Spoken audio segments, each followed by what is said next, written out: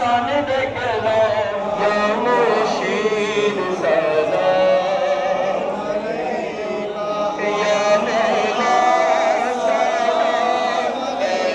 আলাইকা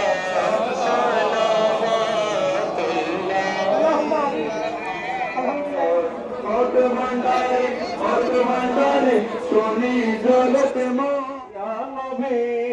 সালাম আলাইকা ইয়া রাসূল সালাম